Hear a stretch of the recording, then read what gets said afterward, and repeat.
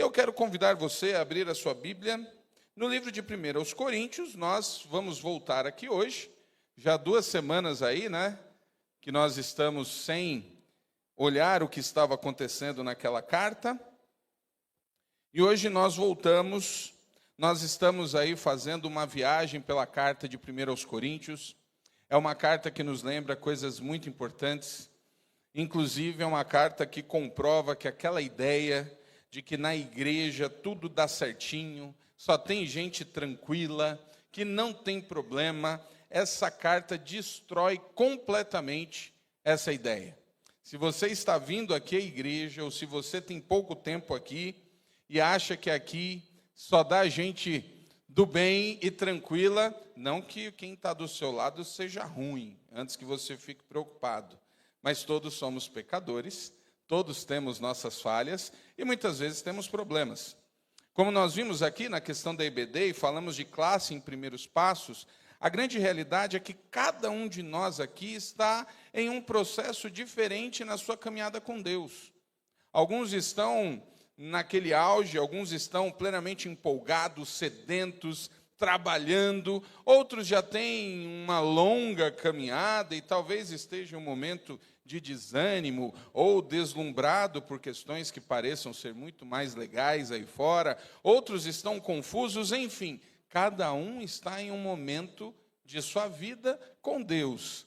E mesmo assim a igreja é essa reunião de momentos diferentes, reunião de fases diferentes, mas todos eles centrados em Cristo. E assim Cristo vai agindo em cada realidade. Mas onde juntam, nós gostamos muito de falar, onde é um texto bíblico, onde estiverem 2 ou 3 em meu nome, ali estarei. Mas onde estiverem 2 ou 3 também tem confusão que não acaba mais, porque somos humanos. E a carta aos Coríntios deixa bem claro uma série de questões, e nós temos visto sobre isso. Ou seja, mesmo extremamente problemática, a igreja é do Senhor.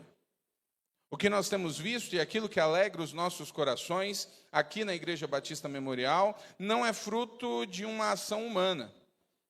Não é um mérito de quem está à frente, mas é sempre do Senhor. É Ele quem faz, é Ele quem dá o crescimento. Quando uma pessoa se converte, quando uma pessoa vem à frente, quando uma pessoa decide se batizar, quando uma pessoa se integra à igreja, não é um mérito humano.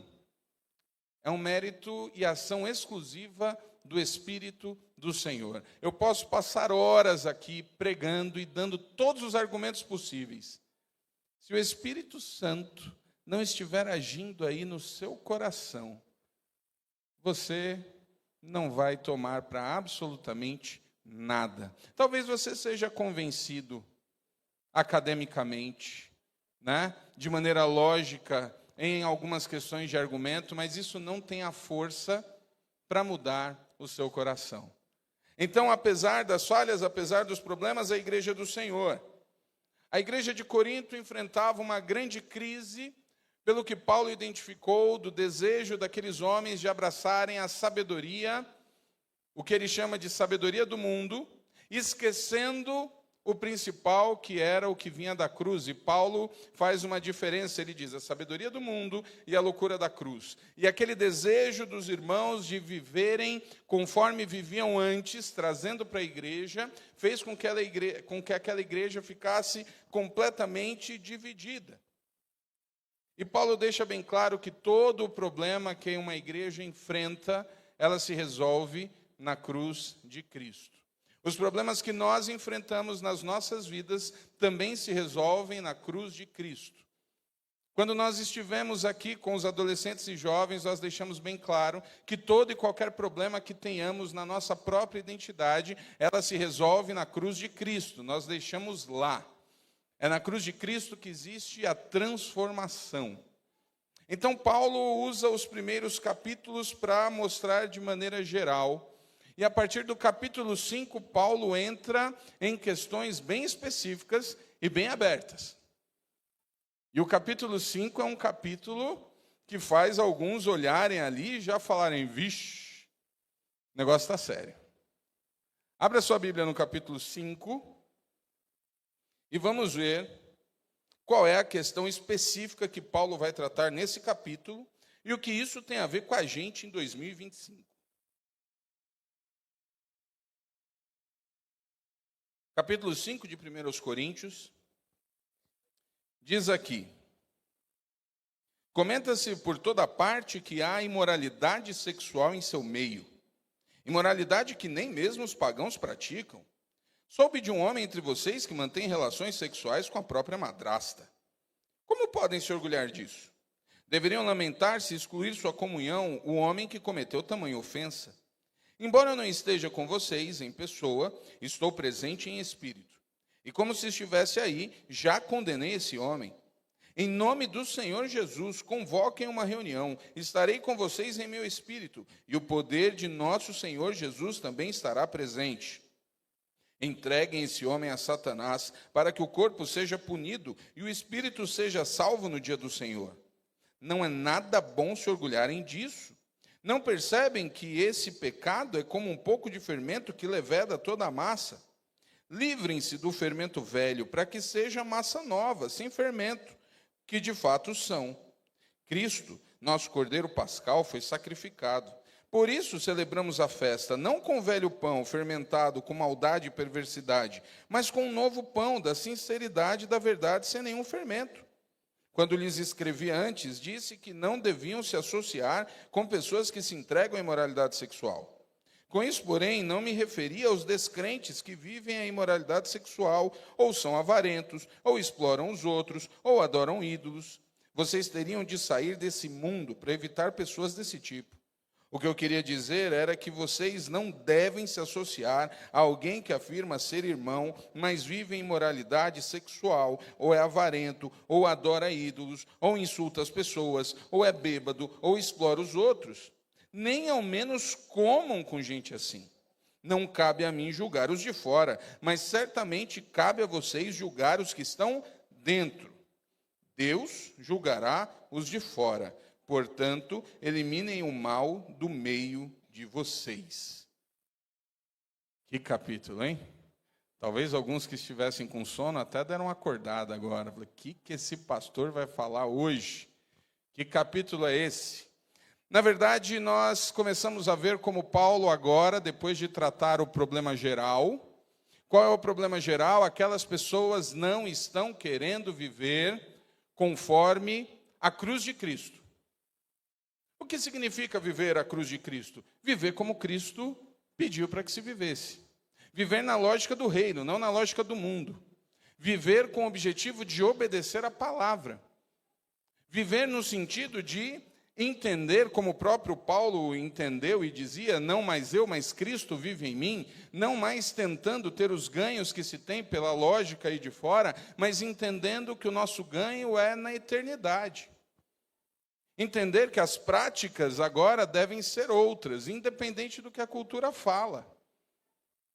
Então, no afã de viverem exatamente como viviam antes, eles dividiram absolutamente tudo. O grande problema da igreja de Corinto é que eles se achavam, como diria um cantor evangélico há uns anos atrás, acima da média. Talvez pela sua grande habilidade filosófica, eles entendiam que eram uma igreja perfeita. E o grande problema que aquela igreja tinha era orgulho. Aqueles irmãos carregavam um orgulho religioso, um entendimento de que eles estavam completamente corretos em tudo. Então Paulo, depois de mostrar que eles não haviam entendido nem o básico, e às vezes esse é um problema. Às vezes a gente está aí achando, fazendo julgamento e tomando decisão como se fossem pós-graduados e não entendemos nem o básico da vida cristã. Ainda não entendemos o básico no que diz respeito a nos sentirmos e sermos pecadores e nos arrependermos do que fazemos de errado. Então Paulo aqui começa de maneira específica. E no começo do capítulo nós temos dois problemas. Paulo abre de uma maneira muito dura e explícita. O primeiro problema, tem um grande escândalo acontecendo dentro da igreja. Alguém Uma família naquela igreja estava vivendo uma situação completamente absurda, onde o filho estava tendo um caso com a esposa do pai. E quando a gente vai observar a cultura romana, greco-romana, era uma cultura extremamente aberta. Essa situação não causaria nenhum tipo de escândalo se o pai já tivesse morrido. Então, provavelmente, o pai ainda era vivo. Não temos nenhuma descrição a mais aqui. A ideia de Paulo não era fazer um grande caso de família, mas Paulo mostrava que eles tinham uma grande questão. Tem alguém que abertamente, que todo mundo sabe, que a cidade sabe, que a igreja sabe, está vivendo um caso. E o que é que a igreja fez com relação a isso? Nada. Então, Paulo apresenta nos primeiros 2 versículos desse capítulo o problema geral e o problema específico, que talvez fosse o mais grave. Porque além de ter alguém da comunidade vivendo abertamente em pecado, a resposta que a comunidade deu a isso era o grande problema, ou seja, Paulo não se conformava com o fato de não terem feito absolutamente nada. E a grande questão aqui é que provavelmente a comunidade não fez nada, porque a comunidade entendeu que não deveria julgar aquele caso. No livro de 1 Coríntios, a gente tem um confronto com aquela ideia que a gente gosta muito, de usar e dizer que não podemos julgar. A gente pega texto fora de contexto, e aí nos armamos de situações. E é muito comum hoje pessoas viverem dizendo isso. Eu falei aqui logo no começo. Tem gente que usa como slogan de vida, né? Quem me julga é Deus. Quem é você para me julgar? E nós vemos debates abertos sobre isso, sobre a igreja, sobre os homens que julgam, muito porque os fariseus tinham um sério problema com isso. E Jesus acusava e apontava. Mas a questão aqui é outra completamente. A igreja, na verdade, queria passar a ideia de que naquela comunidade inclusiva não tinha problema. Existe uma questão que Paulo cita aqui, que é orgulho. Aquelas pessoas estavam tão orgulhosas dentro do seu conhecimento que eles não queriam admitir que tinham problemas. Então, Paulo começa a trabalhar de 2 maneiras. Queridos, como falei há pouco, a Bíblia não nega em nenhum momento que não vão acontecer escândalos na comunidade, na trajetória. Aliás, nós temos textos bem explícitos que dizem: escândalos hão de vir. O escândalo há de vir. Problemas, crises, brigas vão acontecer. A observação bíblica é: mas ai daqueles por onde vier. E a grande questão aqui não é o fato de alguém ter pecado, mas a questão aqui é da pessoa ter e estar pecando e não reconhecer que é pecado ou que é problema, tanto de quem está praticando quanto da comunidade que está com a pessoa. Como nós já cansamos de ver, em termos de sociedade, nós nos tornamos muito bons em arrumar desculpas e justificar os nossos pecados. Logo de cara, o apóstolo Paulo coloca aqui uma verdade inconveniente: não existe justificativa para pecado. A maneira como nós vamos colocando e como nós vamos nos desculpando através do que a sociedade coloca, não justifica nenhum tipo de pecado. E Paulo está sendo exclusivo aqui. Paulo usa um termo muito, muito forte. Ele fala sobre imoralidade sexual. E aí a gente precisa entender alguns conceitos e tirar o chamado elefante da sala. Nós vivemos uma sociedade hipersexualizada, mega sexualizada, onde tudo acaba indo para esse fim.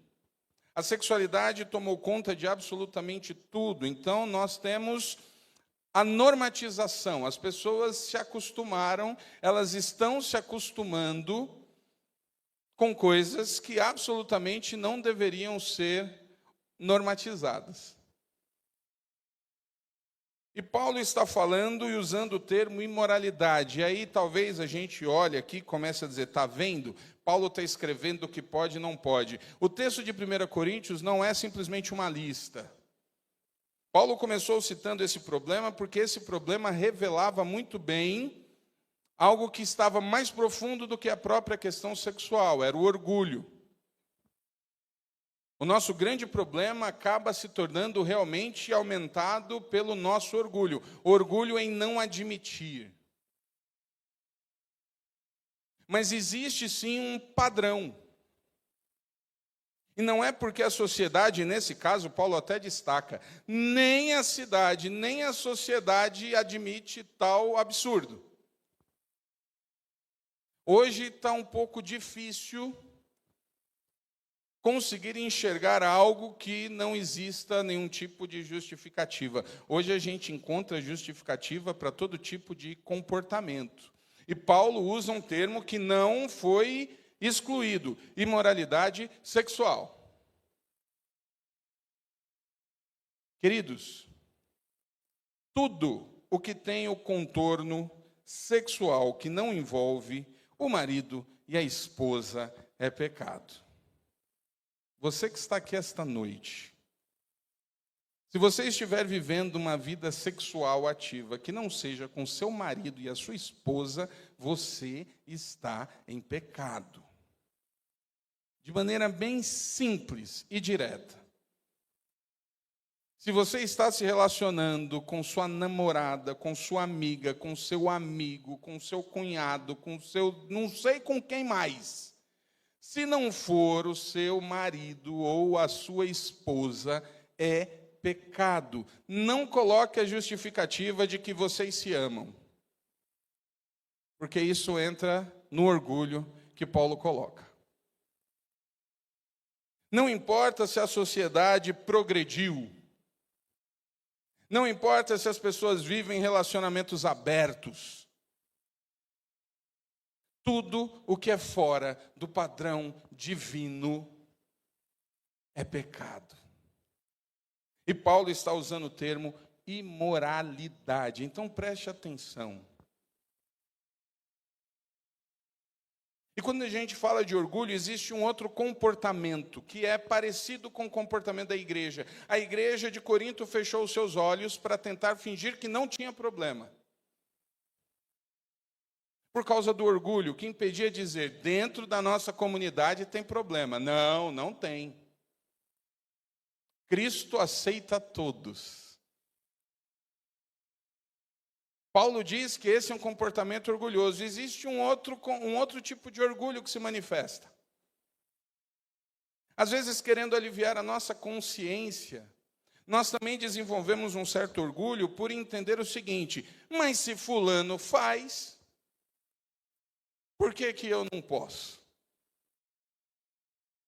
Mas se ciclano na igreja todo mundo sabe, todo mundo faz, por que que vão julgar a mim? E aí a gente acaba fazendo tudo errado. A gente acaba querendo acomodar um erro porque outro está errando. Meu querido, se o outro está em pecado, é problema dele. Se você também tiver, vai ele e vai você. Ou você se imagina chegando nas portas do céu e dizendo, Senhor, mas lá onde eu congregava, fulano fazia a mesma coisa. Aí você vai ouvir, tudo bem, junte-se a ele lá embaixo. Às vezes a gente imagina e coloca algumas coisas, e eu pergunto muito isso, porque eu fico imaginando algumas desculpas que serão dadas diante do Senhor. Para o nosso comportamento, para a nossa ausência, para o nosso orgulho. O fato de quem está do seu lado pecar não te justifica. A única coisa que te justifica chama-se cruz de Cristo. A cruz de Cristo justifica o seu pecado, se você se arrepender. Não é porque todo mundo aceita, e hoje a coisa está feia, hein? O negócio está sério, as práticas estão cada vez mais abertas, literalmente. Na conferência nós tivemos aqui com o Jorge, pastor Jorge, né, ele é psicólogo, e ele estava falando, e a gente teve um momento na sexta-feira muito legal, chamado Fala Sério. E ele compartilhou aqui alguns casos, falando aí de coisas que não estão acontecendo lá fora, estão acontecendo no meio das pessoas que se dizem crentes. Não há mais uma mudança, porque as pessoas elas chegam na igreja, inclusive não passam pelos primeiros passos, elas entendem que já sabem e querem continuar vivendo a mesma coisa. Não querem mudar de vida. Pastor, eu me converti agora, sabe como é? Não tem sabe como é, filho. Se você se converteu, se você entende, se há convencimento de pecado, o que você precisa fazer? Parar.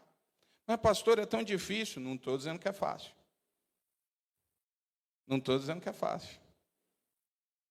Mas existem maneiras de se lutar e se fugir de muitas coisas. Aí é o padrão José. Na área sexual, o padrão que a Bíblia dá chama-se José.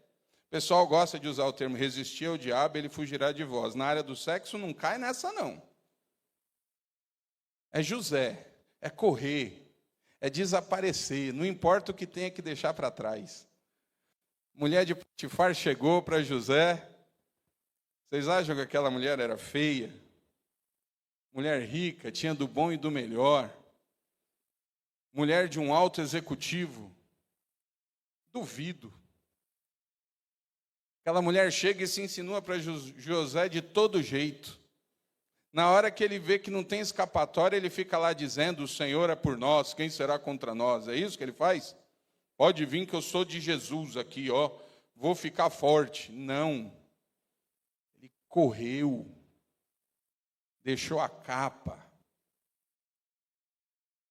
Não se julgue forte para resistir. Que você vai resistir. Não vai, cai. Então, pastor, e o que a gente faz? Uai, se afasta. Tem uma série de coisas aí. Uma série de questões. E aqui uma palavra para os pais, tá? Você que tem jovem, adolescente namorando, pelo amor de Deus, não facilita, né? Para de achar que você pode confiar no seu filho e na sua filha. Ajude. Não permita que eles fiquem sozinhos. Não permita que eles tenham grandes tempos aí ou lugares em que eles possam estar sozinhos, porque vocês já foram jovens e namoraram e sabem como as coisas funcionam. Ajude seu filho e sua filha. Inclusive sendo chato. Dê limite, dê horário. E aqueles que estão passando por provações e não os filhos, vigia.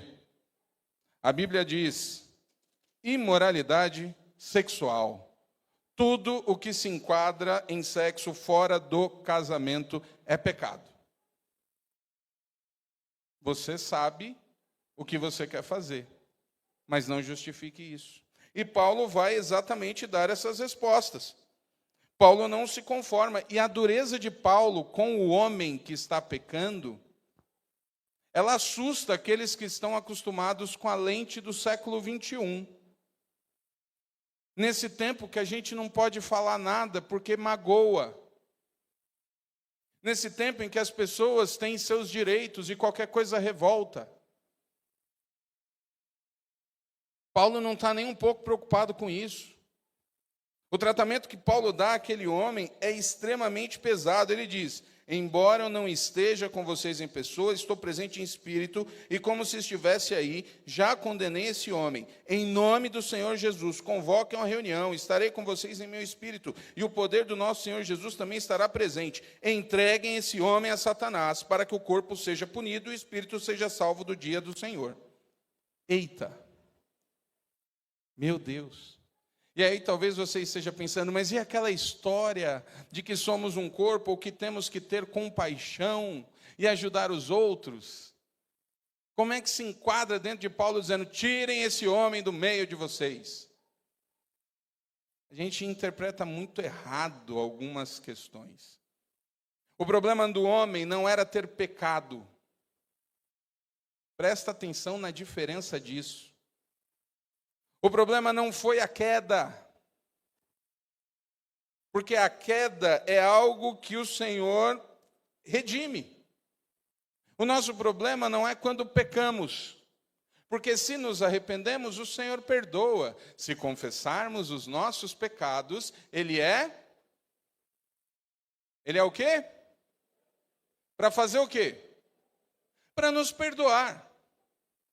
O problema daquele homem é que ele não se arrependia e ele não entendia que estava errado. O que Paulo está dizendo é que pessoas que não se arrependem, que não querem mudar de vida, não podem ficar no meio da igreja como igreja. E isso é muito sério. A questão não é com quem passa a vida lutando, chorando aos pés do Senhor, buscando misericórdia e se arrependendo. Não, para esse tem que ter todo tipo de paciência e tentativa, e vamos lá.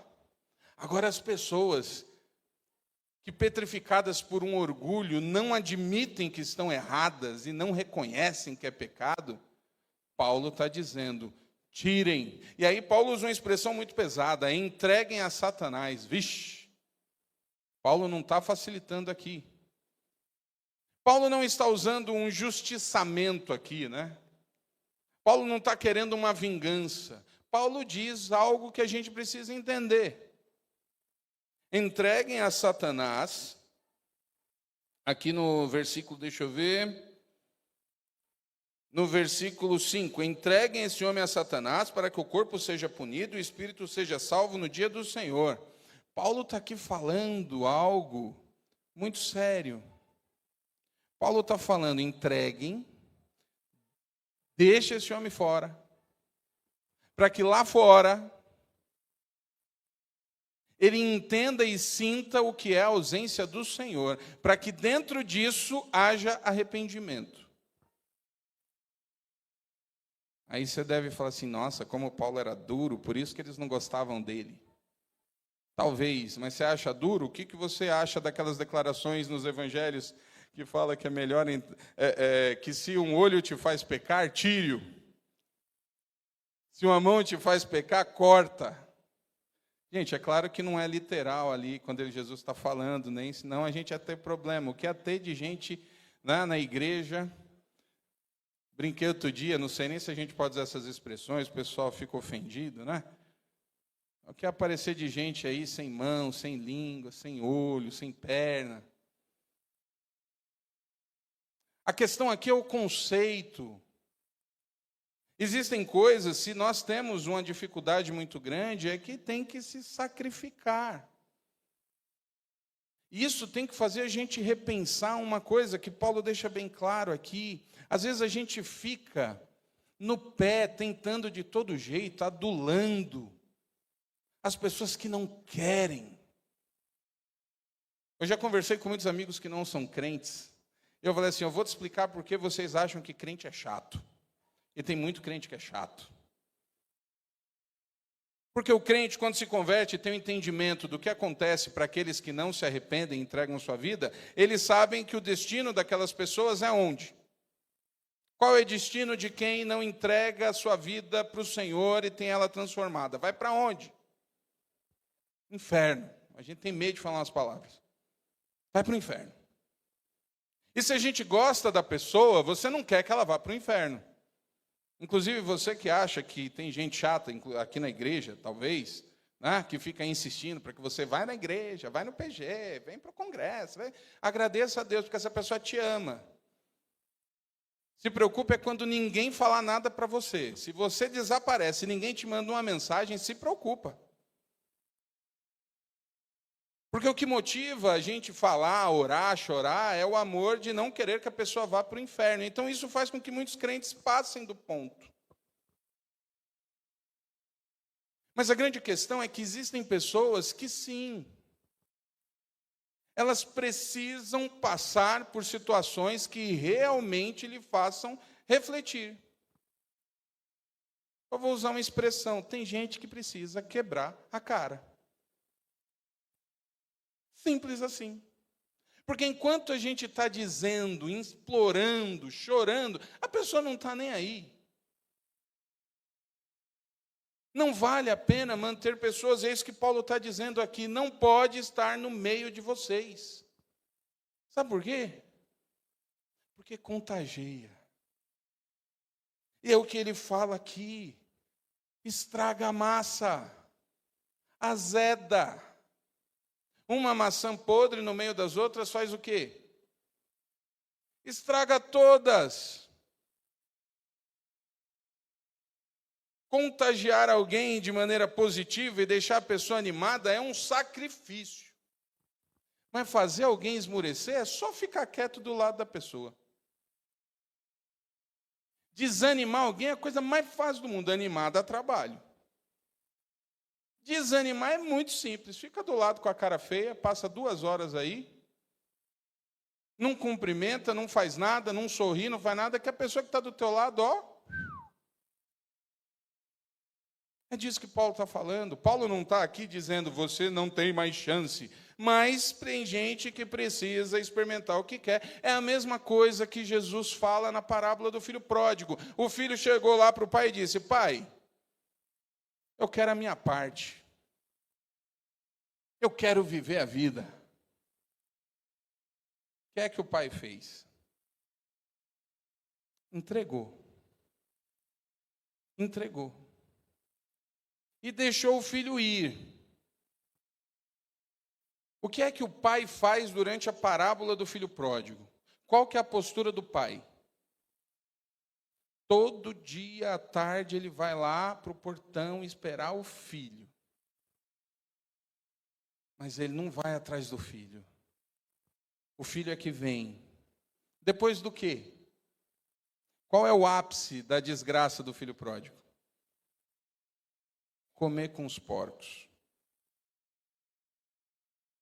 Enquanto ele não vivesse aquela experiência, ele não iria valorizar o que ele tinha com o pai. Queridos, isso não é maldição, não é amaldiçoar, mas é permitir que as pessoas vivam suas experiências, inclusive para que amadureçam. Enquanto a gente fica no pé, adulando ali, forçando, a gente impede que a pessoa talvez tenha as experiências que precisa ter, para de fato se quebrantar e entender que precisa do Senhor. Paulo está falando sobre isso. Eu já falei uma vez que não se trata de Deus amaldiçoar. Deus não precisa te amaldiçoar.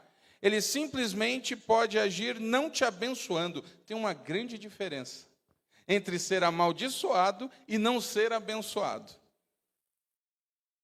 Paulo está colocando e dizendo aqui, falando de algo que a gente desvaloriza, que é a igreja. Paulo está aqui no texto falando que é na igreja que se encontra o poder de Cristo. Paulo está aqui dizendo que a igreja é a coisa mais importante. E muita gente não valoriza isso. A igreja é sempre a última opção da agenda. Se der certo, vai. E o que Paulo está dizendo é, desliga da igreja. A comunhão e a bênção é na igreja. Eu não estou falando nas paredes, eu não estou falando no templo. Mas essa ideia de que a igreja tanto faz não é bíblico. Você sozinho não é igreja. As bênçãos do Novo Testamento estão na igreja, no corpo, na comunhão. O que Paulo constatou, e um problema que nós temos nos nossos dias, é que muita gente vai para a igreja, mas não é igreja. Ser igreja é quem está conectado. Aquelas pessoas não estavam sendo igreja, elas não estavam nem aí. Ser igreja é fazer parte, é se preocupar, é se alegrar, é sofrer, é estar juntos, é ver como Deus age. A gente teve ali recentemente a tarde de oração. Nós não temos o costume que muitas igrejas têm de focar ali nas bênçãos do que Deus faz e falar dos milagres, mas, meus queridos, como Deus tem agido no nosso meio. Quantas respostas Deus tem dado às pessoas que estão se prostrando, que estão chorando, clamando. E quem está conectado, quem está vivendo isso, quem está em corpo, no corpo, sabe. E existe uma outra gama que está completamente apático, desconectado. Não é igreja. Paulo está dando aqui uma resposta muito forte ao homem e à igreja. E aqui Paulo vai falar de isso. Isso é tão sério que Paulo mesmo explica no texto. Esse é um dos textos que é usado de maneira muito equivocada em algumas denominações. Tem igreja que você não pode ter relacionamento com ninguém de fora da igreja, que é pecado. Pode fazer sociedade, não pode ter amizade, não pode ter nada, porque é pecado. E usam 1 Coríntios. E Paulo aqui é explícito, mais explícito com isso, impossível. Paulo no texto aqui, ele vai dizer o seguinte, a partir do versículo 9. Quando lhes escrevi antes disso, disse que não deviam se associar com pessoas que se entregam à imoralidade sexual. Com isso, porém, não me referia a descrentes que vivem em imoralidade sexual, ou são avarentos, ou exploram os outros, ou adoram ídolos. Vocês teriam de sair deste mundo para evitar pessoas desse tipo. Paulo está aqui dizendo o óbvio, que às vezes a gente não entende. Para de ficar querendo que quem não é crente viva como crente. Paulo está dizendo isso aqui, é para a gente, é para quem está na igreja. E nessa preocupação da massa que azeda por causa de um fermento ruim, Paulo está dizendo aqui, não se associem com quem vocês sabem que vive uma prática pecaminosa. Porque isso vai contaminar você. É dentro da igreja, não é fora. Porque lá fora, meu amigo, você vai viver numa bolha. Vou deixar de falar com todo mundo que tem prática sexual errada. Meu filho, você não vai falar com ninguém. O mundo vive no pecado. Agora, dentro da igreja tem que ser diferente. E aí Paulo faz, para quem acha que o grande problema é sexo, porque aí vai ter gente que diz que crente tem problema com isso. Paulo expande, né? Paulo fala, não é só para quem vive imoralidade sexual. É para quem peca. E ele usa uma expressão aqui, para quem é avarento. Para quem tem problema com dinheiro. Para quem mente. Quem fofoca. O grande pecado da igreja não é só sexo, não. Fofoca na igreja pesa. Pesa. Tem gente dentro da igreja que é fofoqueiro. Sabe o que o Paulo está dizendo aqui? Se afasta. Existe, e às vezes isso complica um pouco o nosso trabalho como liderança da igreja. Existe um procedimento que está em Mateus 17, a respeito das pessoas que estão em pecado. Jesus deixa claro o que você tem que fazer. Você está vendo que um irmão está pecando? Aliás, outra coisa aqui que tem que ser bem entendida, né? Você está vendo que o irmão está em pecado? Ele volta lá e corre e conta para o pastor. É isso que o texto bíblico diz? Quando você estiver vendo alguém em pecado, corre e vai para o gabinete dizer que o irmão está em pecado. Não. Vá e converse com o teu irmão. Se ele te ouvir, ganhou. Se não te ouvir, volta, leva mais um. Se agora ele te ouvir, resolveu o problema. Se não ouvir, está fora. A gente, às vezes, quer ficar fora de algumas questões. E aí joga a bomba lá no colo do pastor, né? Coisa que mais acontece para mim é, pastor, você está sabendo? Quando eu escuto essa frase, eu falo, lá vem. Lá vem. Fulano de tal está assim, assim, assado. É mesmo. Você pode chamar ele e a gente conversar todo mundo junto? Não, pastor. Deus me livre. Ah, mas o que o irmão ou a irmã quer que eu faça? O senhor tem que cuidar, né? Ah, mas eu posso falar o seu nome? Não quero ser envolvido de jeito nenhum, pastor. Eu faço o quê? Ah, pastor, agora o senhor sabe. Mas tem alguma prova? Não, pastor. Gente, isso não é bíblico, isso não resolve.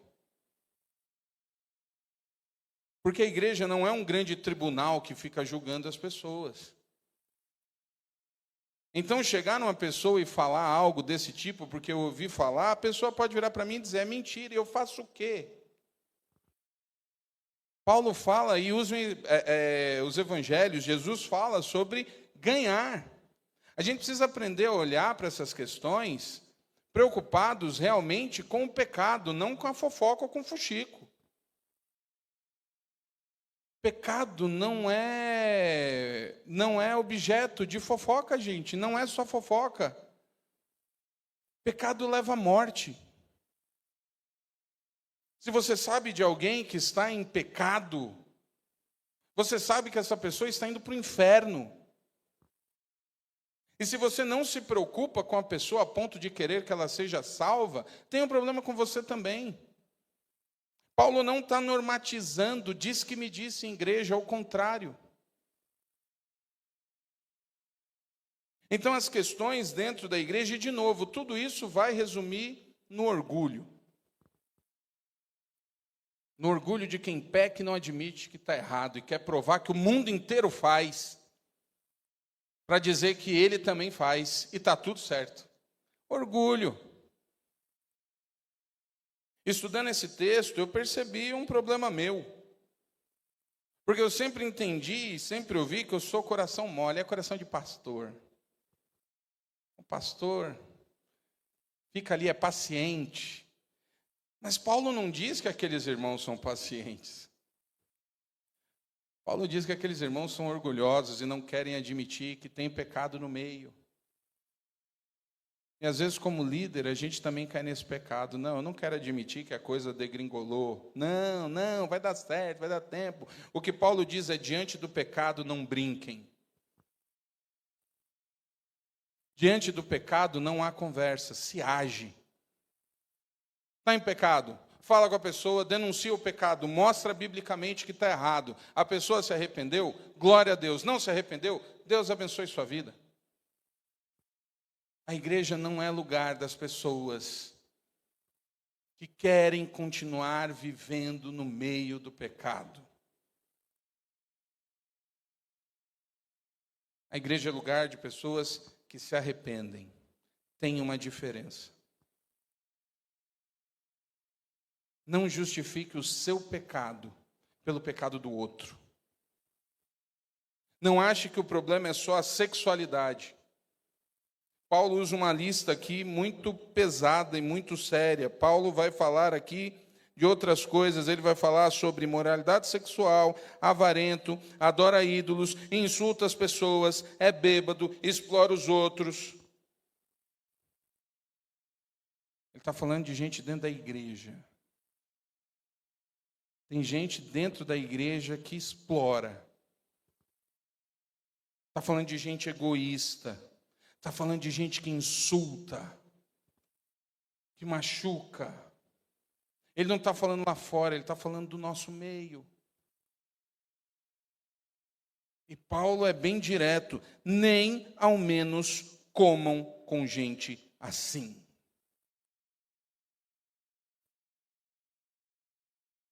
Para quem diz que quem julga é Deus, olha o que ele fala. Não cabe a mim julgar os de fora. De fora.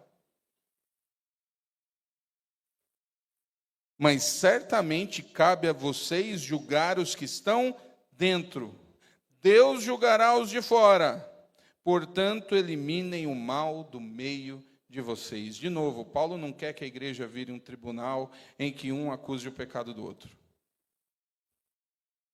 Paulo quer que todos que estejam dentro da igreja entendam que pecado se resolve se arrependendo.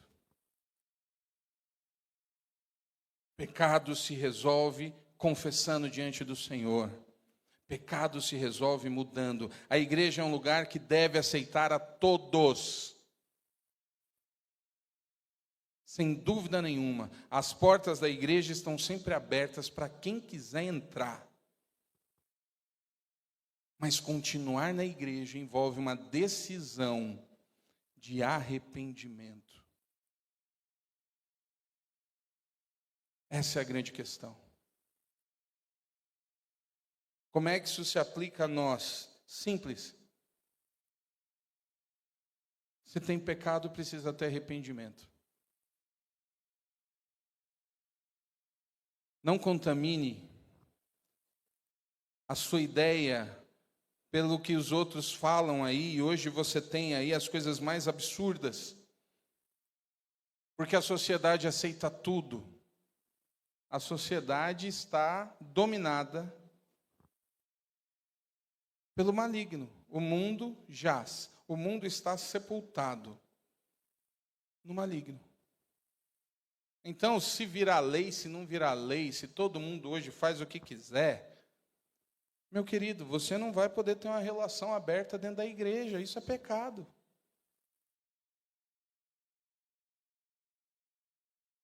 Você não vai poder ter uma vida tranquila como se fosse uma pessoa casada, não sendo, é pecado. Você não pode viver na igreja falando da vida dos outros. E pense num negócio difícil de provar. Não, pastor, estou sabendo. Quem diz? O nome é que faz o fuxico. Vocês me complicam, né?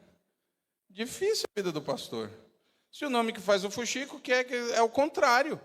É o não dar o nome que está fazendo uma fofoca aqui no meio. Para com essa ideia de que ninguém pode te julgar. A palavra nos julga. Pecado é pecado. Você vive do jeito que você quiser, mas pecado é pecado.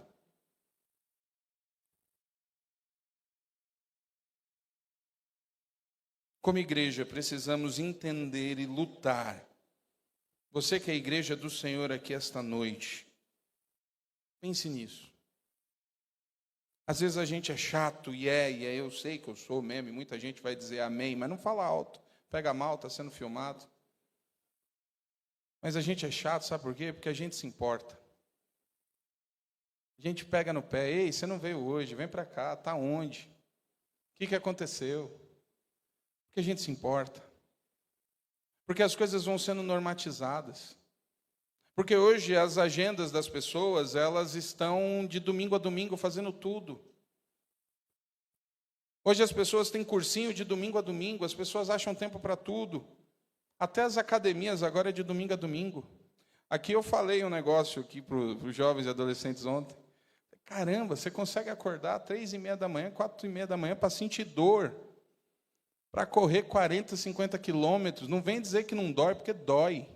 Ah, mas libera a endorfina que faz o corpo não sei o quê, que delícia. Delícia é nada, mas você gosta, Deus abençoe sua vida. Tudo bem, eu preciso aprender a gostar desse negócio. Mas você consegue correr todo dia. Você consegue andar 50 quilômetros de bicicleta, para mim é loucura. Mas você consegue. Mas não consegue vir 2 domingos seguidos na EBD.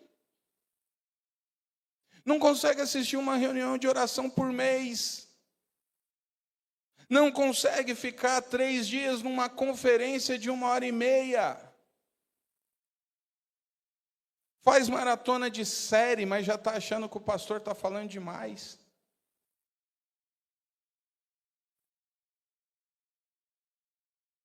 Isso mostra um afastamento, um esfriamento, e a gente se preocupa. A gente se preocupa. Não queira achar que é o seguinte, cada um vive sua vida cristã como quer, não, porque os sinais mostram. Quando a gente começa a ter uma febre, quando a gente começa a ter um sintoma de algo que a gente não tem, a gente se assusta. As doenças, elas demonstram. Inclusive, as mais perigosas são aquelas silenciosas, né? Mas uma hora ela explode. E vida espiritual, a doença espiritual também tem sintoma. É esfriamento, é apatia. Apatia é sinônimo de crise espiritual, sabia? Quando você entra nesse modelo, tanto faz como tanto fez, está doente. E sabe qual é a primeira coisa que a pessoa quer dizer? É a igreja. É a igreja. A igreja não está fazendo o papel dela. O papel da igreja não é entreter ninguém. O papel da igreja é apontar para o Senhor. O resto é individual. Feche seus olhos. O ministério pode subir. Eu queria que você refletisse através desse texto. Uma coisa que a gente aprende no texto de 1 Coríntios é que todo conflito e todo confronto ele serve para gerar maturidade ou aumentar a imaturidade. Todos nós temos a oportunidade de amadurecermos ao ouvir a palavra.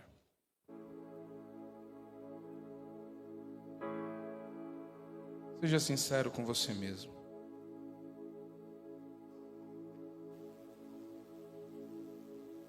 Seu coração tem estado quebrantado diante do Senhor, ou você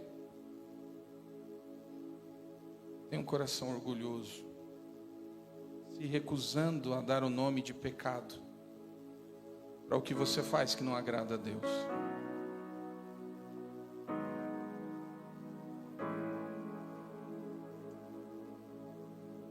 Queridos, o pecado tem solução. É arrependimento. É confissão. Seja sincero com o Senhor agora.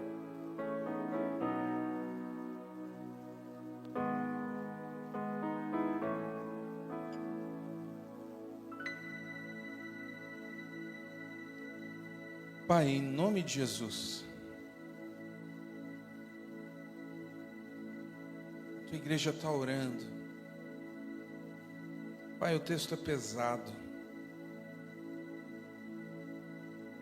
O que Paulo nos fala é duro. Mas o nosso grande desafio é nos quebrantarmos no nosso orgulho e reconhecermos de fato aquilo que não te agrada.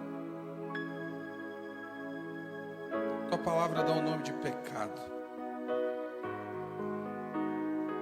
Pai, eu não sei a realidade de absolutamente ninguém aqui, mas se existem pessoas, se existem vidas em imoralidade sexual, que o teu Santo Espírito traga o arrependimento.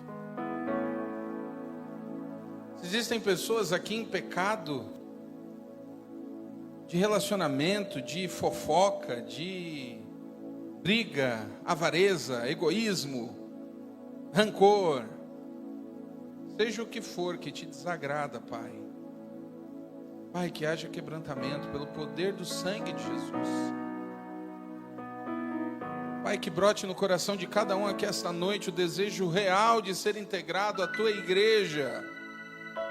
Não simplesmente a Igreja Batista Memorial, mas a igreja do nosso Senhor Jesus Cristo.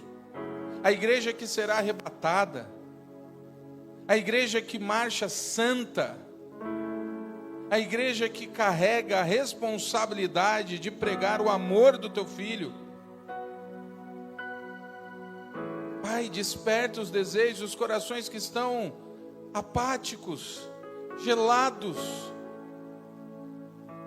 Só o teu Santo Espírito tem o poder de trazer quebrantamento. Quebranta, Pai, no poder do sangue de Jesus. Que tenhamos uma igreja focada em fazer a tua vontade, em andar em santidade. Assim nós oramos, assim nós clamamos, no nome precioso de Jesus. Amém.